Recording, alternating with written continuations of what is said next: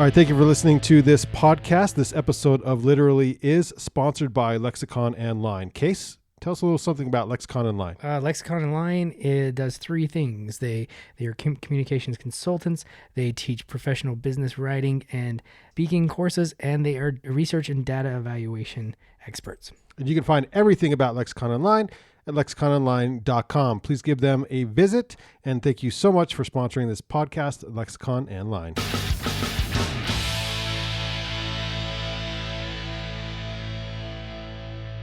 This is Case Johnson. This is the Literally Podcast. We're broadcasting from the Monarch in Banyan 1 on historic 25th Street in Ogden, Utah. Today we are talking with Dash and Ali Meeks, authors of the book Conquer Your Fear of the Triathlon Swim. We're going to jump into a few. I have a few questions to begin because I have found myself as a budding triathlete. Have going through or experiencing some of the many things that Mel and Ali introduce within the book, and then jump into conquering in the book, which, having read the book, conquering isn't the correct word.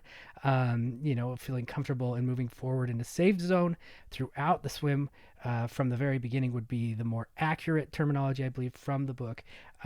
But for me, it would be conquering, just because it's an easier word for right now. But I'll let them explain how they define moving forward in the triathlon confidently and safely as through the swimming portion of the race.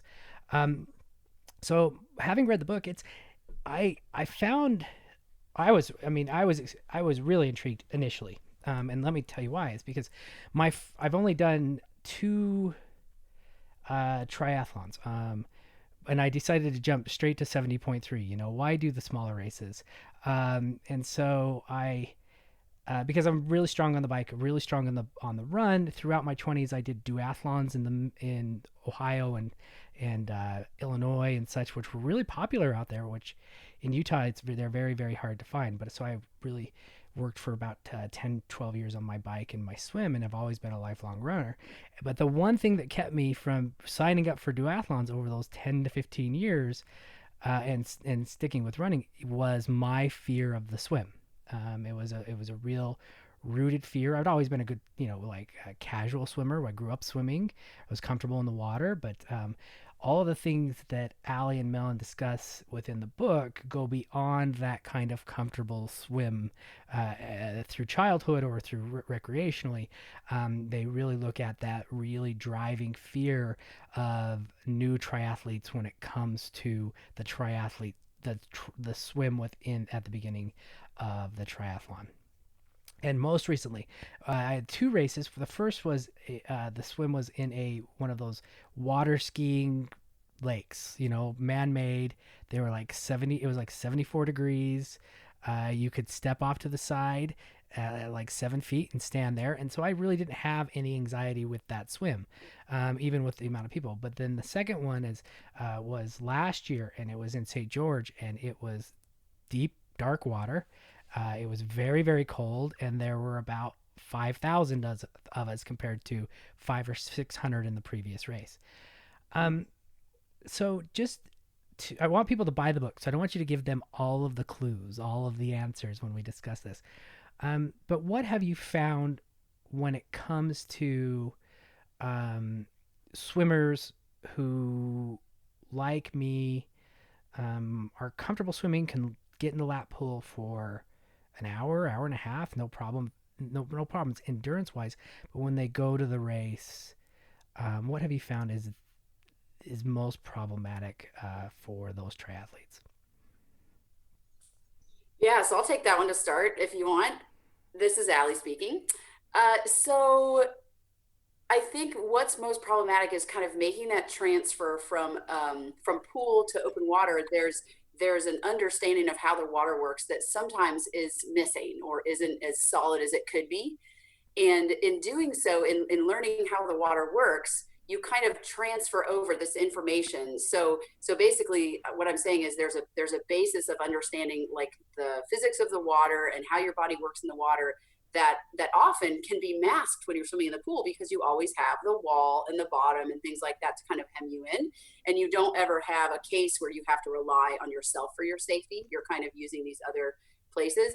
And so all of that kind of comes to fruition when you come out in the open water and you realize, wow, maybe I don't really know how to use a float, or I don't know how to use my own body for my safety, and I don't know how to stay calm. And those things kind of, I guess to me, that's the biggest kind of transition when people make that transition, is there's a lot of times some basic information that's missing. And so that is what we really talk about a lot in the book. We really want to talk about, let's learn this information, because everybody had different swim lessons or didn't. And we want to help people understand these things and how to transfer their own safety to their own selves, and therefore feel just as comfortable in the open water as they do in the pool. Great answer. I found that sometimes we'll have someone who is a triathlete or wants to be a triathlete in our classes. And they'll say, okay, today's the first day of class and I want to be in a triathlon in 3 months. And I say, how far do you have to swim? And they'll say half a mile. And I'll say, oh, where did you get this idea that you can do this?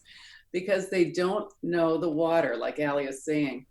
And there's a basic misunderstanding, I think, in the culture now. And it's been there for about, I would say it's been building for 20 or 30 years, that learning to swim is learning to do freestyle. And all you have to do is this with your arms and this with your legs, and you'll get there. And hopefully breathe rhythmically, because a lot of people can't do that. They need to turn over onto their back to breathe.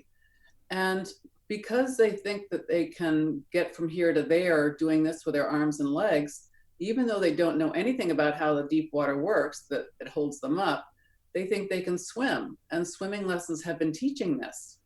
And this is a disservice that we really, with our book, want to try to clear up and make people understand.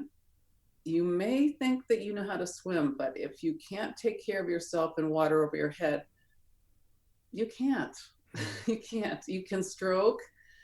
You can almost swim, but there's a key piece that you absolutely have to stay safe and to say that you can swim.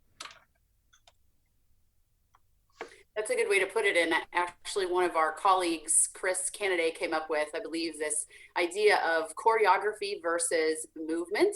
And I don't know if that's the right contrast there, but it's the idea of choreography, the idea that knowing how to swim is kind of this other side. That's this, imagine someone who can dance, like, you can just kind of dance at a wedding. That would be sort of knowing how to swim. That's being comfortable, having fun, knowing how the water works, not panicking, having this really comfortable, safe feeling in the water.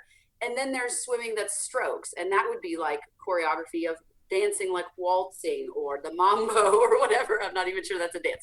But, the idea that in dancing, there's just having fun and knowing and having a good time. And then there's this choreography. And then swimming, you have being safe in the water. And then you have this choreography of strokes. So we really differentiate that in the book. And we really break it down, like way down to the very basics of what does it mean to like move in the water? What does it mean to float in the water? How does it feel? Like, what is all this happening before we even add in, okay, you need to move your arms in this particular way? Because we feel like that that's a more advanced way, and you can start even simpler, and you can be safe at a very simple, basic level. And the choreography is what adds the efficiency to swimming. So we say learn to swim, which is learn to be safe in water over your head. And once you're safe, then learn the choreography, which is what makes your swimming efficient. And freestyle is the most efficient stroke, so that's why everyone wants to do it. Well, they want to do it because that looks cool, and that's what everyone who wants to go fast and is going fast is doing. And that's fine, and that's understandable, and it's true. It is faster. But first, you have to have the safety piece. This takes me to another question, and that is this idea of, and going back to what I was saying at the beginning of when we started talking, that you within the book, you don't advocate like the terminology of pushing through fears or conquering fears. And can you expand upon that a bit because because as you know in the book too, that's kind of how we've always been taught with a lot of things when it comes to not only swimming, but a lot of things in life, that if you're going to do it, just push through it and then you'll be okay in the end. Can you expand upon that concept of conquer is not the best way to look at this? Yes, there are three things you can do with fear. You can avoid it and not ever sign up for a try. You can manage it, which is, I'm afraid, but I'm going to push through it. Or you can heal it, which is what our book says. And avoiding it gets to be too limiting and people don't want to do it. And so they say, well, I want to overcome my fear. And I've always been taught that the way to do that is to hit it straight on, face it head on and push through it. But in the water where your life is at stake, it's not a good idea. And there are a lot of drownings that have happened in triathlons. Sometimes we don't know if people had heart attacks because they were so afraid, or because they were afraid, or because they just had a heart attack, because of health reasons or whatever. And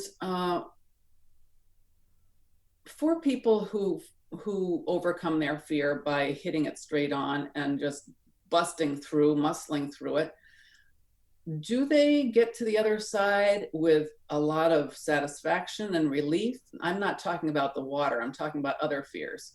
I work with people who are afraid of flying, for instance, and people who are claustrophobic. And when they bust through and they sit at their seat on a plane and grip the arm rests with their fingernails during the turbulence, they are not saying to themselves, I'm overcoming my fear. They're saying, I'm living through this. Does not make me happy. This is so bad. I really don't want to fly again. So that kind of managing isn't very satisfying. Have some people who have confronted their fear head on overcome it? Yes. But in swimming, is it a good idea? We don't think so. Like sometimes you'll hear people say, my husband is an avid scuba diver. I wanted to scuba dive, but I was afraid. So I decided I'd take a scuba diving class to overcome it. No, they don't overcome their fear that way. Have some? Yeah, some have, but they don't love it. They haven't become converts like lifelong swimmers like Ali and I are, and maybe you are too. So to sum that up, we believe in healing the fear because A, it's possible, B, it makes swimming safely accessible for the rest of your life, C, it makes triathlon safer, D, it makes triathlon a more accessible sport to more people if they know that it's safe, and it's too painful to be afraid and swim in a tri. It's just not fun. Much more fun. It can be so much more fun. Yeah. And actually, we named the book "Conquer Your Fear of the Triathlon Swim" for a couple reasons. One, we thought that's what people would Google. Yeah. Oh no, absolutely. If someone's afraid, that's what they're going to Google. And so we knew that if we called it "Heal Your Fear," it might not have such a high number of hits. And that's one reason. The second reason is that Millen has written a book prior to this, which is called "Conquer Your Fear of Water." And it's really aimed at beginners that are starting to be interested in learning how to swim. And she has classes that you can take, and I teach them also. And so do many other instructors across the country that are called miracle swimming. And they're called that because the people that take it say, wow, this is a miracle. But those classes really focus on people that are afraid of the water to start. Some people have been in the water, some have not. And we knew that some of these same issues were going on in the triathlon community, but that they would never probably pick up that book because they think, well, I already know how to swim. It's just the triathlon that's bugging me. So we kind of decided together to bring this information to the triathlon community, hoping to, like she said, really make it way more satisfying, way more fun, because there's a common sentiment that we hear a lot, I hear a lot as a coach, which is, I just got to get through the swim. I'll just be all right. I'm just nervous, but I got to get through it. Once I get done with the swim, I will have a great day on the bike and run. And we just thought, we really want people to be like, this is going to be great. The whole day is going to be great. We're going to have a blast because that's how I feel at the start line. And we just wanted everyone to feel that way. Yeah. And I have to admit, that's exactly where I am. I get me through the swim, survive it, and then get me on the bike where I can eat food and drink Gatorade, and then get me to the run, my favorite part. Right. I mean, and I don't think, like you said, I don't think that's uncommon at all. Going back really, really quickly to the idea of calling it conquering. Once, for those who should be picking up this book, if you're triathletes or if you're just looking to get past that fear of swimming in open water. My thought is that it's more of the authors in this situation define conquering differently. It's more of like that killing through conquering through kindness, and that kindness is through your self-care, and instead of like just beating yourself up to get to a point where you can survive it. So it's more of caring about yourself, and the process of it it's a different way of conquering. It's just a different connotation of that than we're used to within when we look at conquering. And going back to what you were saying earlier, that was like what Melon was talking about, the like with getting into that open water where it's dangerous. Yeah, I didn't know I had the fear. Like the first try I did, I had no fear of the water. It was warm. It was wonderful. But then I realized very quickly that I had a panic attack, and I had to go find a kayaker. And I said, okay, well, I'm going to sit here, me and about 7 other people, right, hanging out of the kayak. And I said, I'm going to swim to the next buoy, and I'm going to give it a shot. You know, after I caught my breath, after I started to breathe, and swam to the next buoy. By the time I got there, I was fine. I finished. It was, I actually had a really nice swim after that kind of initial kind of panic attack. But that was my fault. I mean, I think that was my fault in the sense that I didn't get into open water, deep, cold open water with other people. I'd been in open water, I'd been deep before to practice, but it was that shock, and it was all the other people, and it was just that rush that got me. And I think maybe sometimes people don't know that they have that fear until they get into that situation, that might push people away from the sport because that's their only kind of experience with triathlon. If you were looking at, and I love what you said about how here and then in the book that we do freestyle for efficiency. It gets us there faster. And if I were to, and please correct me if I'm wrong, if I were to look at what you're saying in the book, it'd be better for swimmers to get out there, feel safe, feel confident, and keep themselves safe, not do freestyle before even trying to get out there and be efficient and to go quick. I mean, like if you were to say to somebody, well, go try a sprint, because what is the sprint distance for? Usually 400 meters. 400 meters, which takes probably 15 minutes or something, less than that. Yeah. 10 to 20 minutes. 20 minutes. Would you push them to feel safe and confident for that swim first, even if they're backstroking or if they're like kind of doing a different swim technique than freestyling? Or would you push them to feel completely comfortable and then feel comfortable freestyling and then enter the sprint? Does that make sense? It does. And the idea is that they would want to be really comfortable even before they sign up for the race. So like she said, it's hard when there's a deadline. Mm-hmm. So if someone's like, I really want to do this race this year, but I'm afraid of the water, if it's someone that I'm interested in talking to or coaching, we talk about, that the deadline doesn't help. So it's better to just do it on your own time, really practice, enjoy swimming. And then they can do the race however they're the most comfortable. So the most comfortable thing would be swimming on their back and having fun with that. If they can feel comfortable and feel like they can see the buoys and can flip over and see where they're going. I've had some people that, to finish that thought, then that'd be fun for them. If it's fun to swim that way and you enjoy it and you feel safe and great. If flipping over on your front makes them scared, then I would say, then that's not the time to sign up for the race. Sure. Because you're doing something you are really comfortable with on your back, and then you're flipping over and you're freaking yourself out every time. Then you're not really in the swimmer category yet. You're still, it's not a place that's fun for you. So I've actually had some athletes come to me and say, oh yeah, I finished the race, but I had to swim the whole thing on my back. And I'm like, good for you. Mm-hmm. Good for you for choosing what felt good. Good for you for doing what wasn't scary, and for taking your own safety into your own body and saying, I'm responsible and I'm using my back float to do it. I'm not relying on the bottom or the wall or the kayakers. Not that there's anything wrong with using those things, but it's neat when you get to really feel that your safety is derived in yourself and you don't rely on other people. So I guess, does that answer your question? Yeah, it absolutely Oh does. my Yeah. I want to say also, Case, thank you for saying that you were afraid and that you found out that you were afraid when you were out there and that you had a panic attack.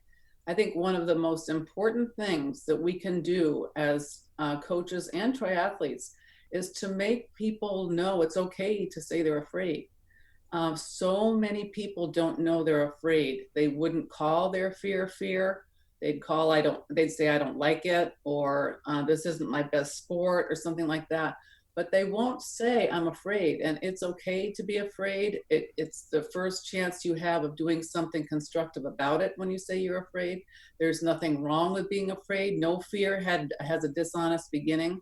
Every fear has an honest beginning. And there are good reasons. When people have become afraid, there are reasons why they're afraid, and we need to go back and undo those and have people understand what's really happening in the water and help them take care of their memories so that they don't control them next time they're in the water, and really turn this around to make them safe and the sport safe. Because when you think about it, if someone is panicking out there in the crowd, it's not only them that isn't safe, it's other people too, because somebody who's really having a hard time is going to be on top of somebody else to push themselves up. We Yeah. know that from drowning experiences. People will just push down the person who has come to help them so that they can come up. It's not a malicious thing. It's just what you do to get to the air.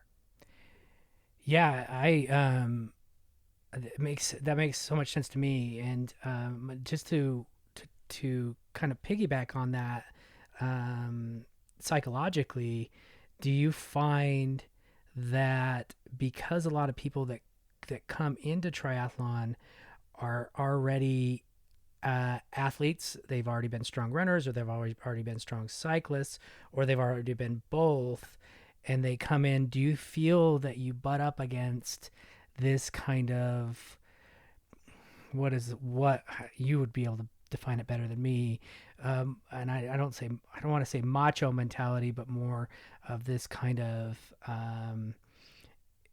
and I see it with a lot of my endurance runner friends, my ultra runner friends. They can do anything, right? And even if they're injured, which was why my ankle is messed up.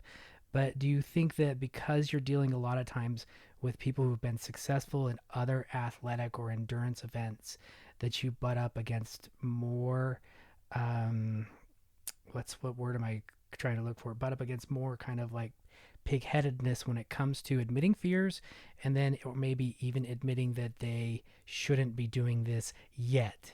Does that make sense? Stubborn Yeah, people, that's right. yeah, capable, can do. These are people that are high achievers, high performers. And so they have been very successful by pushing through many other things and barriers in their life. So that's the MO, that's the way to get through things. And so I think coming at it compassionately and just saying, hey, I've got a way to make this way better and make you faster in the long run. Because if someone's comfortable, they're way faster and looser and more Mm-hmm. life in the water than they are when they're tight and scared and anxious in their mind and in their body. So yeah, I think yeah, you tend to see that. I think you could see it with anyone, but there is what's good about that is the opportunity. There is they're very motivated to want to change things. Once they know there's a problem, they're really ready to learn and look. And that's why we've had such success with the book, because they're like, hey, all right, I got to fix this, and what's the best way? And we just feel like this is a really good way. And I think it's the best way. Otherwise, we wouldn't have written the book. Yeah.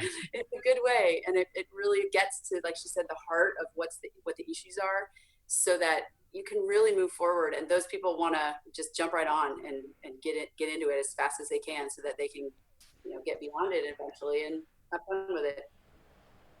I've also found that athletes who have a lifelong dedication to their sport and to getting better and to training are in the habit of pushing past what's painful. And I found this myself, and I found that it had become such a habit that at some point in my life, I realized I don't know when to stop. I have this thing that says, don't quit no matter what. Mm-hmm. And that made me work too hard a few times in my life. And I realized I've developed this habit as a swimmer, as a competitive swimmer. I won't stop at anything. And this is not a good thing. Yeah. I need to know when to stop. And one of the things that somebody who's afraid needs to know is, okay, I am not feeling in control of my safety anymore. It's time to stop. In fact, it's time to stop this triathlon thing until I get my fear. Until I heal it, until it's just not there. I can do other sports, I can train, but I need to take care of this to make myself a more rounded person and make myself safer, probably not only in the try, but also maybe in the way I approach my life. Mm-hmm. Yeah, I like looking at both of your answers. First off, talking with athletes by saying I can make you faster by taking this route, that makes a lot of sense. And secondly, just pushing through, that makes a lot of sense too. I've been there myself. You know, I did a 21-mile race last weekend. We climbed to 10,000 feet twice, and I did it on 7 days after I was on the mountain. I rolled my ankle bad, flew into boulders and had contusions all up and down my body. And the doctor said, you shouldn't do this. And I went out with about 1,600 milligrams of Motrin, and I completed the race. And now I'm not walking on my foot. It's one of those times where I've done this a couple times. Usually I'm smarter, but this year with COVID, it was the one race that was still happening because it was in the middle of Wyoming, and it was social distance. They did a great job. And it was a real challenge, and so I said, well, it's the one race I can do this year. I'm going to go for it. And right now I'm kicking myself because of what you just talked about, Melon, is that in life and in time, I should have I've been out this for decades. And I should have known this is not the time to take all that Motrin and just go for it. I'm glad I did the race. I mean, mostly because it was, I conquered it, I guess, in that sense. But it wasn't that smart. It wasn't that smart of an idea. And that's why I asked the question about with athletes, do you, psychologically, you run into this stubbornness of I've done it before, I can push through it again. And to go back to what you're talking about with fear and saying, well, I made it through. There are a lot of things in my life right now that after that St. George swim, I've said, well, and even on the mountain last week, I've said, well, I made it through that St. George swim. So now I can finish this race, even though it's 90 degrees at 10,000 feet and I feel awful. But I don't think that is a great shouldn't be the barometer in which I kind of face things in the future based on your book, because this is not a safe place for an athlete to be in, to say I can push through this because I pushed through something else that I felt like was going to kill me. But let's switch gears a little bit to go back to what you were saying earlier about not letting yourself forget the fear, not letting yourself forget the panic. And now there was a place within the book, and I hope that you're okay with me sharing this, that I thought was really, really, really interesting. And this was writing that letter to yourself about the fears, or writing your letter to yourself about the swim, or writing the letter to the swim, right, about what you feared, and then having the swim write back to you. And I actually did this. So I did this for because my most recent attempt was kind of rough, and so I wrote that letter looking at many of the things that you both put in the book about buoyancy, about floating, about moving forward, all of these lessons about feeling safe. And and I put out there that, well, there was a moment there was just too many people around me.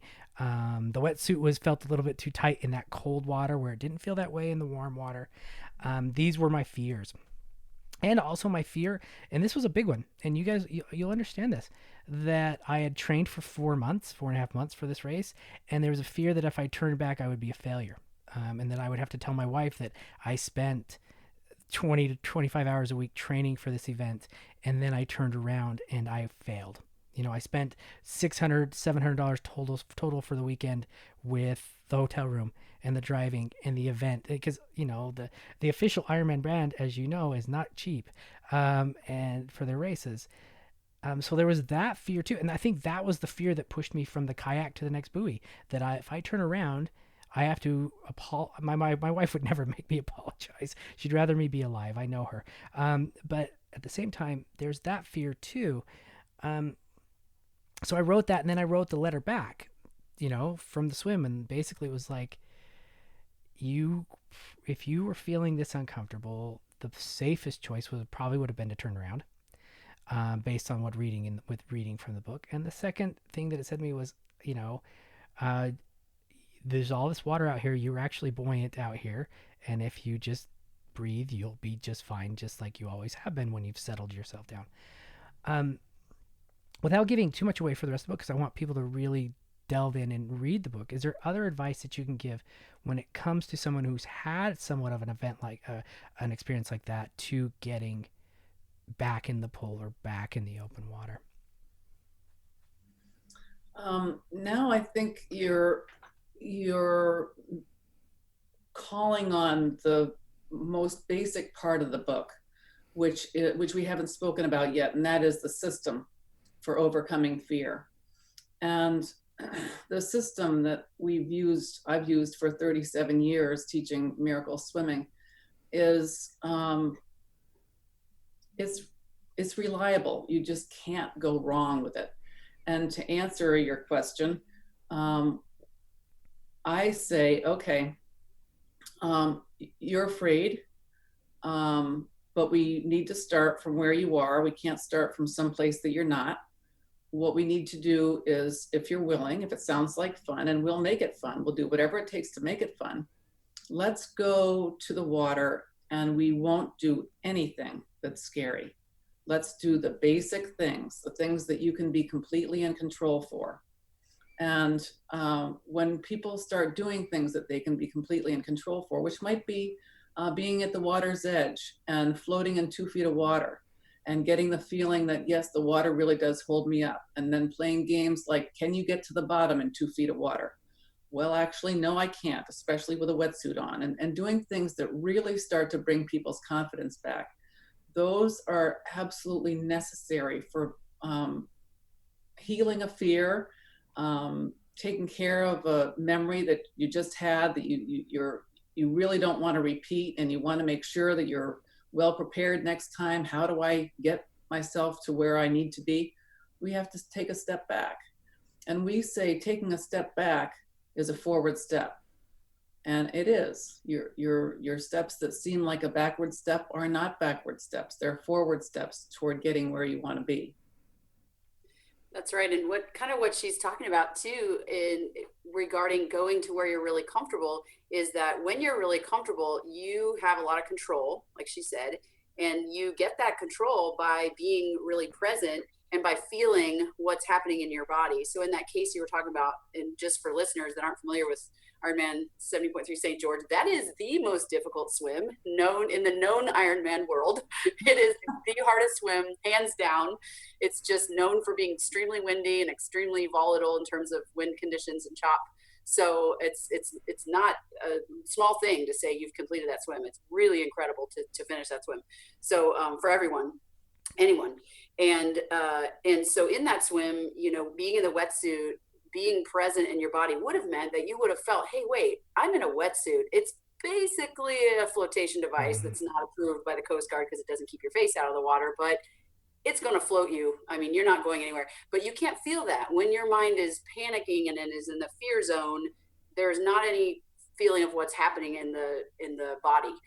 Those things aren't connected well. So what she's talking about, when we go back and have people, begin at the really beginning and doing things that are very comfortable, they can reconnect with their physical sensations and what they're getting from their sensory parts of their body, and that gives them back that sense of control. They have that control, and then stepwise moving into the different skills that go from there, prioritizing calm and control.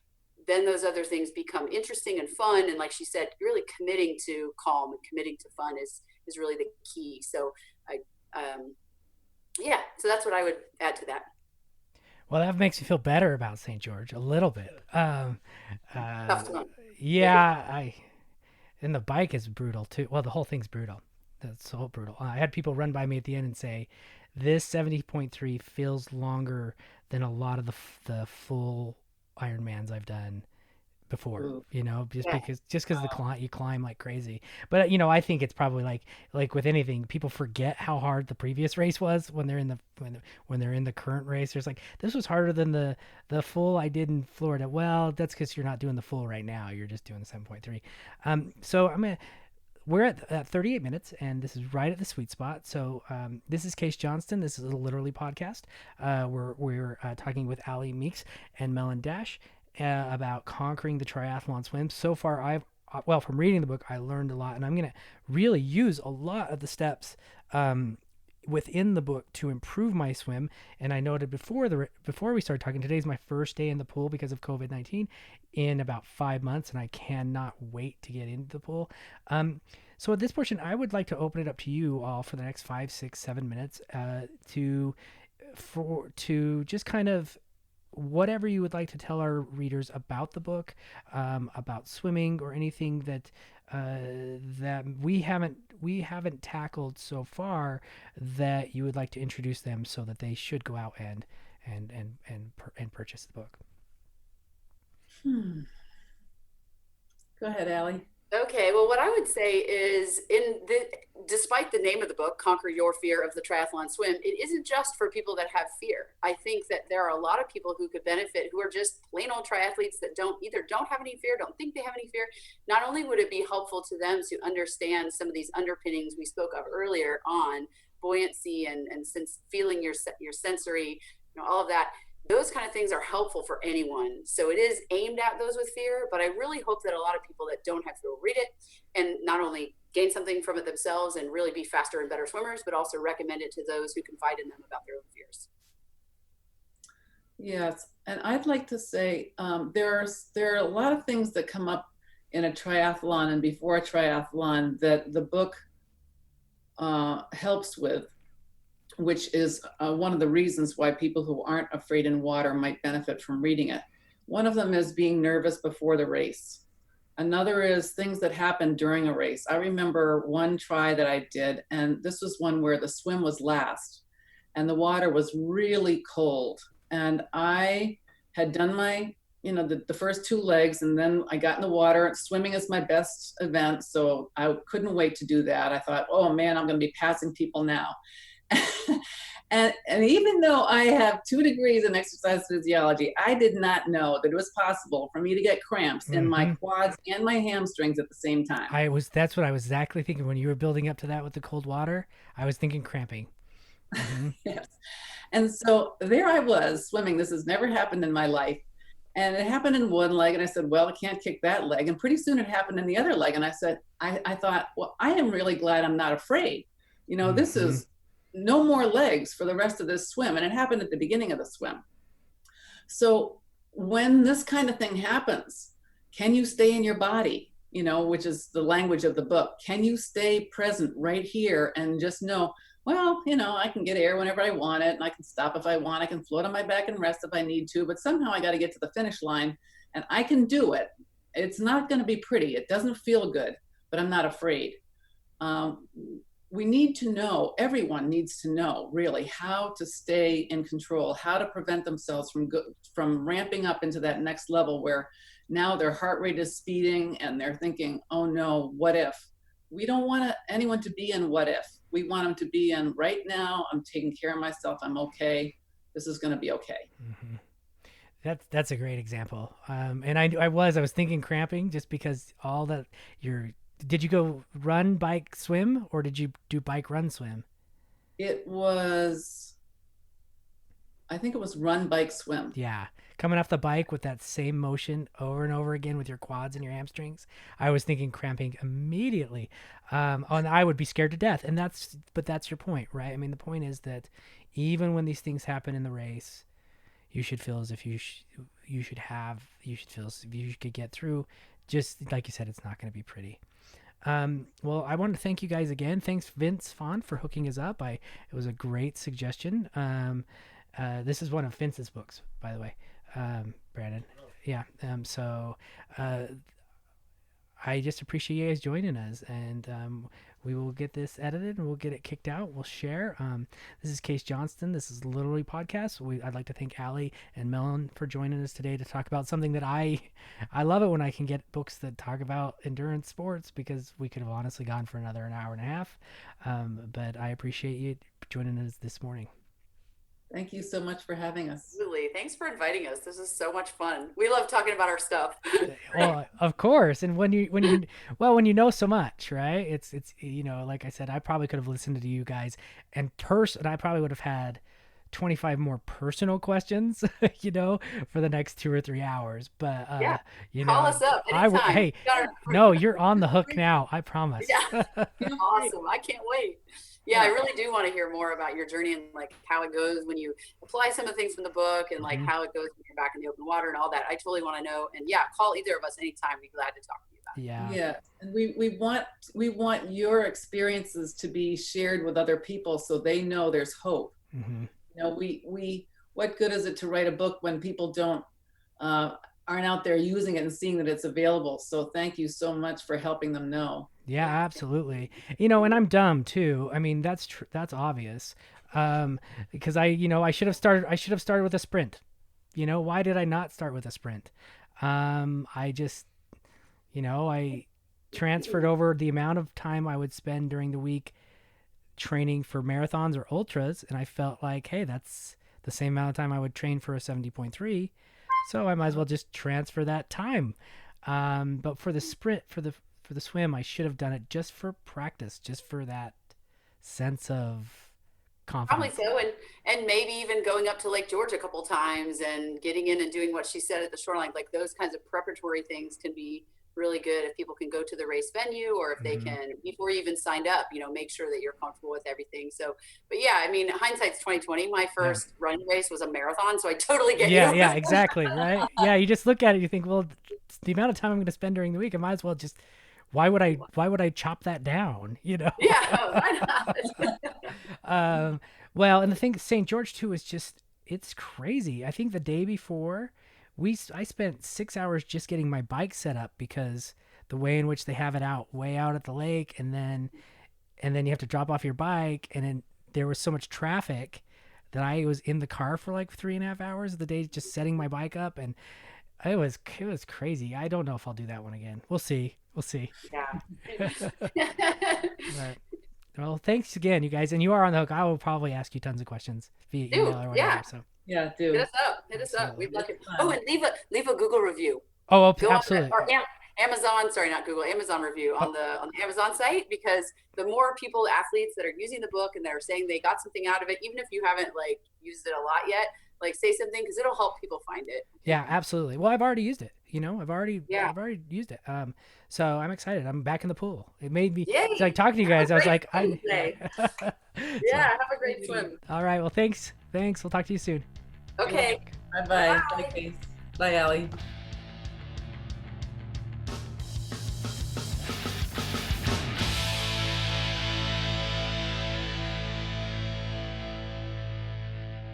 All right, thank you for listening to this podcast. This episode of Literally is sponsored by Lexicon and Line. Case, tell us a little something about Lexicon and Line. Lexicon and Line, it does 3 things. They are communications consultants. They teach professional business writing and speaking courses, and they are research and data evaluation experts. And you can find everything about Lexicon and Line at lexicononline.com. Please give them a visit, and thank you so much for sponsoring this podcast, Lexicon and Line.